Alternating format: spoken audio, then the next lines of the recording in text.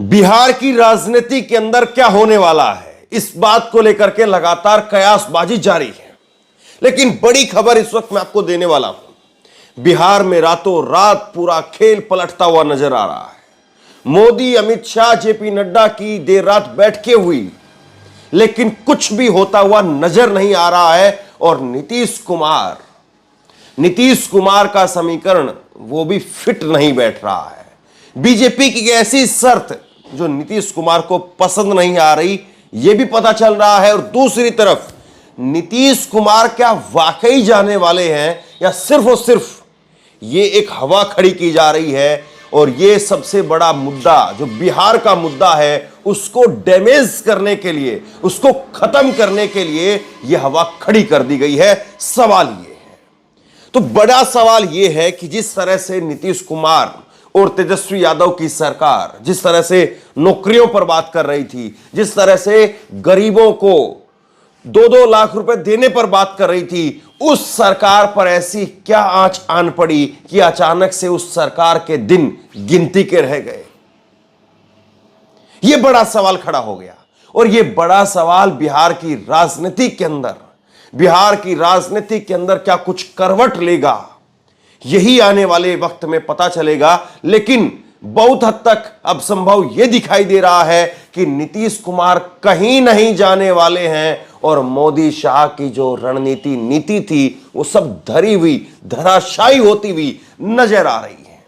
दरअसल बैठक हुई है नरेंद्र मोदी जी की, अमित शाह की और जेपी नड्डा की। सम्राट चौधरी को दिल्ली बुलाया गया है, बीजेपी के जो प्रदेश अध्यक्ष है उनको दिल्ली बुलाया गया है। लेकिन कहीं से भी मामला बनता हुआ दिखाई नहीं दे रहा है। बीजेपी नीतीश कुमार को मैसेज दे रही है कि आप इधर आना चाहते हैं तो आ जाइए, लेकिन मुख्यमंत्री हमारा होगा। अब बीजेपी का अगर मुख्यमंत्री होगा तो नीतीश कुमार जाएंगे क्यों? फिर नीतीश कुमार को मिलेगा क्या? क्या नीतीश कुमार को फिर सेंटर में लाने की बीजेपी की कवायद है? और क्या नीतीश कुमार इस बात के लिए तैयार होंगे कि वो सेंटर में चले जाएं? लेकिन सवाल फिर यह भी है कि सेंटर के दिन बचे कितने हैं। अब तो खुद सेंटर जो है वो लोगों के सेंटर में आने वाला है। और लोगों का सेंटर पर कितना बड़ा हंटर चलेगा, इस बात को तो समय बताएगा। 2024 के चुनाव में सेंटर पर लोगों का हंटर अगर पड़ गया तो सेंटर ही उखड़ जाएगा। और ऐसे में सेंटर फिर किसको क्या ऑफर देगा और सेंटर किसके लिए क्या बिसात बिछाएगा, इस बात को भी जरा आप समझ लीजिए। लेकिन सवाल घूम फिर करके वहां पर आएगा कि आखिरकार इसके पीछे बड़ी वजह क्या है। क्या ऐसी वजह है, अचानक से क्या ऐसा हुआ है कि नीतीश कुमार के नाम पर गोदी मीडिया से लेकर के हर जगह इस वक्त चर्चे ये हैं कि नीतीश कुमार सरकार को छोड़ रहे हैं, नीतीश कुमार बीजेपी के साथ जा रहे हैं। क्या बीजेपी के साथ अगर नीतीश कुमार होते तो जिस तरह से जातीय जनगणना हुई और नीतीश कुमार की सरकार, तेजस्वी यादव की सरकार ने जातीय जनगणना कराई, क्या वो मुमकिन था?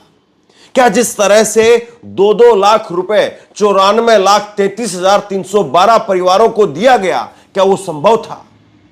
अगर वो संभव था तो मोदी जी के 15 लाख कहां है?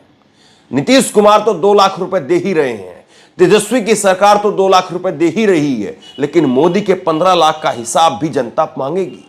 मोदी के 15 लाख भी इस बार के चुनाव में पूछे जाएंगे कि 2 लाख रुपए हमने तो दिए, आपके 15 लाख रुपए कहां हैं? और जब हम सरकार में आएंगे तो लोगों के 13 लाख रुपए बाकी के वो भी हम ही देंगे। तो यानी कहीं ना कहीं जो नीतीश कुमार, तेजस्वी यादव, कांग्रेस का महागठबंधन मिलकर के बिहार में एक परसेप्शन खड़ा करने का काम कर रहा था, बिहार में एक नई राजनीति खड़ा करने का काम कर रहा था, उस परसेप्शन को चोट पहुंचाने के लिए क्या यह सारा खेल गढ़ा गया है? अभी तक महागठबंधन नीतीश कुमार, तेजस्वी यादव की सरकार को लेकर के कहा जा रहा था कि देखिए महागठबंधन की तेजस्वी यादव की सरकार, नीतीश कुमार की सरकार वो कितना शानदार काम कर रही है कि लगातार शिक्षकों की बहाली हो रही है, लगातार रोजगार की बात हो रही है। नीतीश कुमार की सरकार ने खुद नीतीश कुमार के कटआउट लगे और उसमें रोजगार की बात हुई। लेकिन क्या ऐसा संभव था? बीजेपी के साथ अगर नीतीश कुमार होते तो क्या ऐसा संभव था? और दूसरा बड़ा सवाल, जिस तरह से नीतीश कुमार ने जातीय जनगणना कराई, अब उत्तर प्रदेश के अंदर बीजेपी की डबल इंजन की सरकार है, लेकिन अभी तक इतनी मजबूत सरकार होने के बावजूद वहां पर जातीय जनगणना नहीं करा पाई।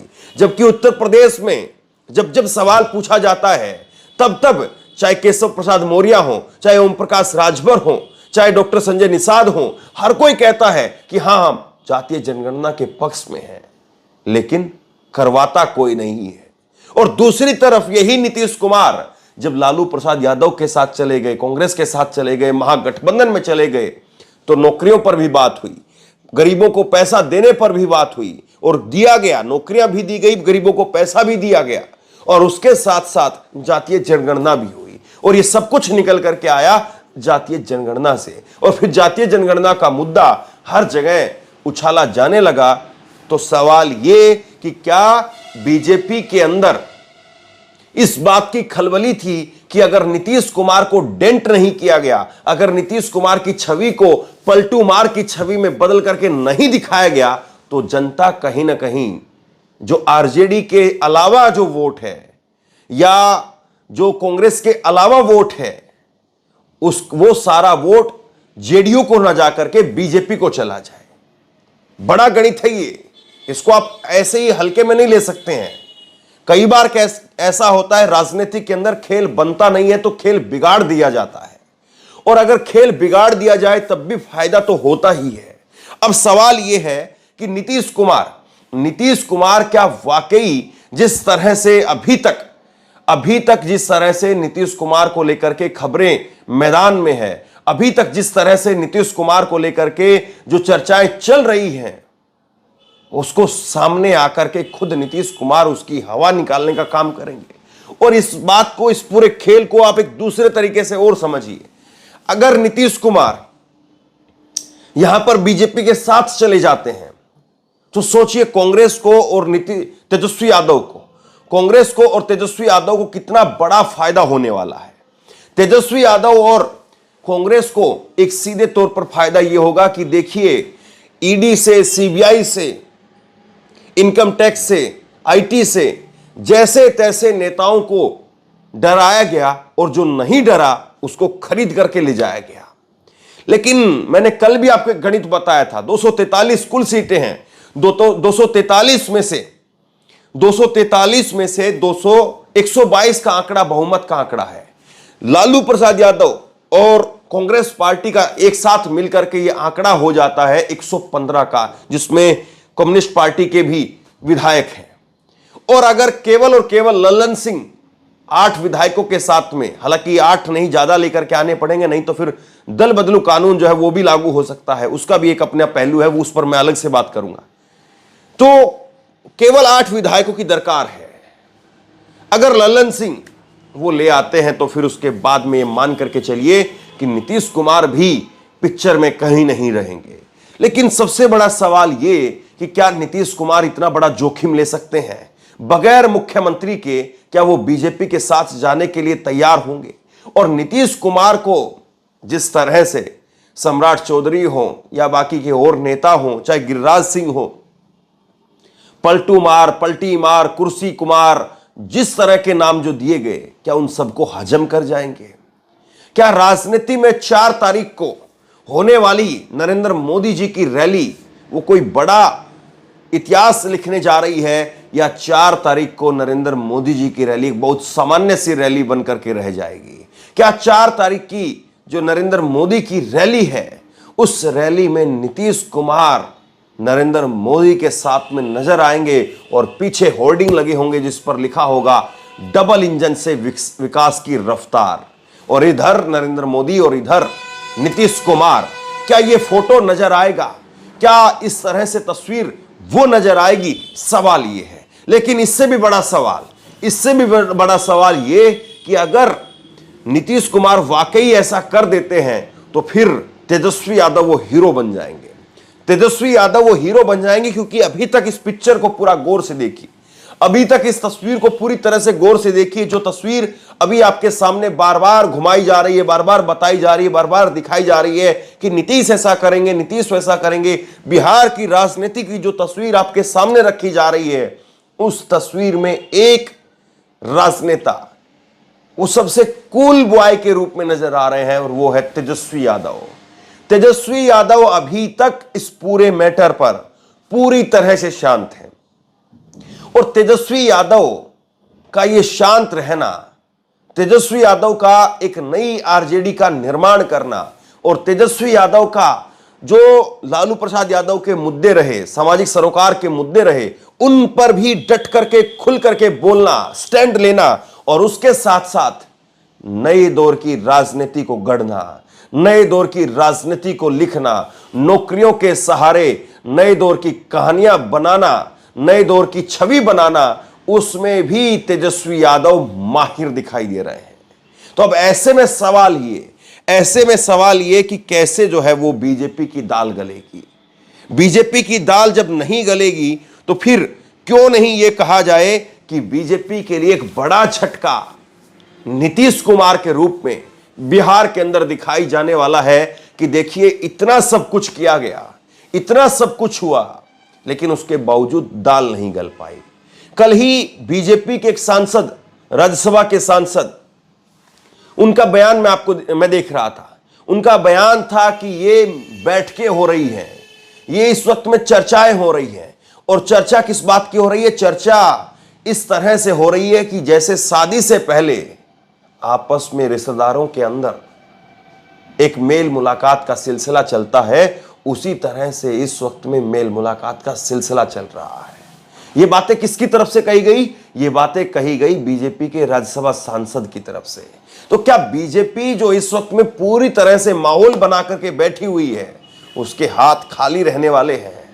बहुत हद तक यही संभव दिखाई देता है।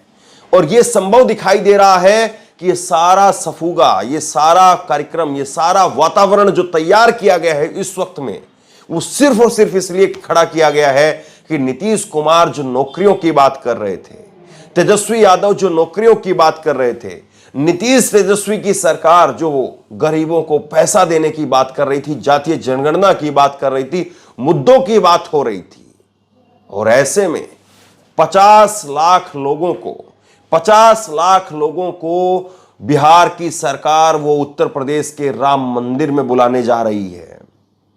लेकिन उसके बावजूद बिहार के अंदर ये मुद्दे खास हो चले हैं।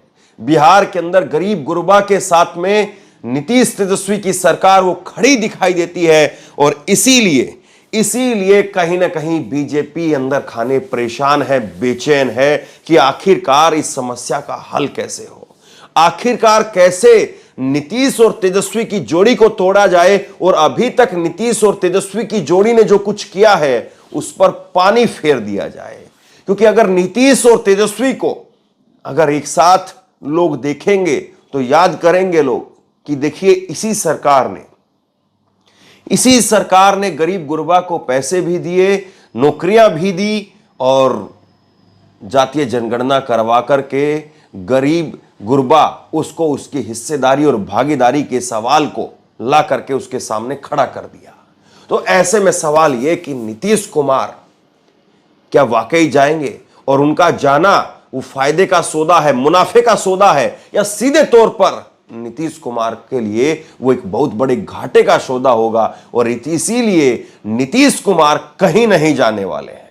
कल ही मैंने आपको केसी त्यागी का वो बयान भी आपको बताया था, जो कि इस वक्त में नीतीश कुमार के पॉलिटिकल एडवाइजर हैं, वही सलाह दे रहे हैं। और उन्हीं का बयान निकल करके सामने आया केसी त्यागी का। और केसी त्यागी ने कहा कि इंडिया गठबंधन सलामत है और इंडिया गठबंधन सलामत रहेगा।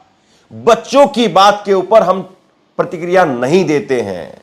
मैंने कल ही आपको बताया था कि किस तरह से रोहिणी आचार्य, उनका एक ट्वीट वायरल हुआ, और एक नहीं बल्कि 3 ट्वीट, 5 मिनट के अंदर उन्होंने 3 ट्वीट किए। और इन तीनों ट्वीट के जरिए उन्होंने निशाना साधने का काम किया नीतीश कुमार की सरकार पर। लेकिन उसके 2 घंटे बाद वो तीनों ट्वीट डिलीट कर दिए गए। और उन तीनों ट्वीट के अंदर जो जिक्र था वो यही था कि आज जो समाजवाद की बात कर रहे हैं, आज जो अपने आप में समाजवादी पुरोधा बनने की बात कर रहे हैं, अक्सर उनकी विचारधारा बदलती रहती है। तो कहीं ना कहीं सीधे तौर पर आरजेडी इस बात को दिखा रही है कि अगर नीतीश कुमार पलट करके जाते हैं तो नीतीश कुमार के लिए वही जमीन तैयार होगी जो नीतीश कुमार की राजनीति को एक तरह से दफनाने का काम करे, लेकिन इन सब के बीच में बीजेपी जिस तरह से सपने देख रही है और बीजेपी जिस तरह से सपने बुनने का काम कर रही है, फिर उनका क्या होगा। लेकिन अभी भी पिक्चर बाकी है। आज का दिन कोई किसी तरह से कि कोई प्रक्रिया अभी तक नहीं मिली। और सबसे बड़ा सवाल यह कि 26 जनवरी आज के दिन जो छुट्टी का दिन है, नीतीश कुमार का भी अभी कोई प्रतिक्रिया सामने नहीं। तो इसका मतलब क्या यह मान लिया जाए कि नीतीश कुमार कहीं नहीं जाने वाले हैं? आपकी राय क्या है? नीचे कमेंट बॉक्स में अपनी राय जरूर दें। इस वीडियो को खूब शेयर करें, लोगों तक पहुंचाएं और इसी तरह की तमाम खबरों के लिए ऑनलाइन न्यूज इंडिया को सब्सक्राइब करें। साथ में जो बेल आइकन है घंटी उसको जरूर दबाएं ताकि जैसे ही कोई खबर अपलोड करें उसकी नोटिफिकेशन सीधे सबसे पहले आपको मिल सके। अगर ये वीडियो फेसबुक पर देख रहे हैं तो फेसबुक पर हमारे पेज को लाइक कीजिए, फॉलो कीजिए और इस खबर को शेयर कीजिए। आपका बहुत बहुत धन्यवाद।